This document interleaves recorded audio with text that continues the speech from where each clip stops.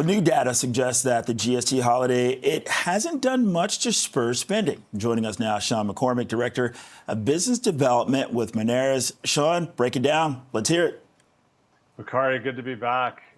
Yeah, what we saw in the first month of the GST holiday was that overall transaction volume on the tax-exempt items was down 4% across the country. So that's dollar volume.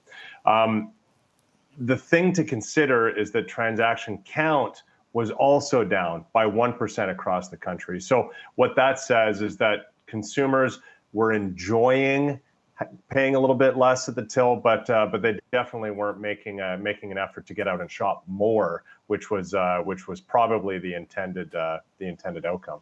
Okay, so Sean, the tax holiday, it did not drive consumer demand, but retail categories, some of them experienced modest growth. How does that work? Yeah, some of them did.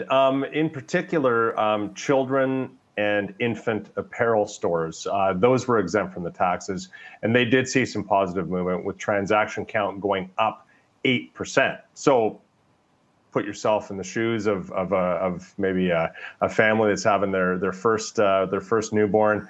You've got a lot of new expenses, so you're looking for ways to save money. You've got an opportunity to save 13% here in Ontario on those children's and infants apparel, so you go do it. But the other categories that we looked at were really flat. So think about gaming stores, so hobby, toy, and gaming stores. They had a 5% decline in average transaction size. So that makes sense. Average transaction size going down because the tax is off. But the transaction count was unchanged. So people were happy to see that things were costing a little bit less, but it wasn't making them go out and buy more of those things. Okay, so along those lines, Sean, provincial tax matching, there was a slight decrease in transaction count as well as a moderate decline in transaction size. Was this just a gimmick? Is there does something more need to be done to help people say or be okay with spending or shopping more? Well, but Carrie, honestly, I think it was probably, listen, consumers are going to respond to things that are easy. They're looking for the quick wins, the easy savings. I think that Canadians probably were forced into thinking too much about this. I still can't tell you what is GST exempt and what is not. And when I leave the front door to go buy something, I'm not thinking about, oh wait, that GST holiday, I wonder if it's going to apply at my first stop and not my second stop. I'll give you a perfect example. I went to buy a case of beer last week and realized that, wow, this was only $44. This is usually $55 or whatever the number is. I didn't know that a case of beer was exempt from GST. I think I'd heard about it rattling around in my head, but you can't expect consumers to think too much before they buy something.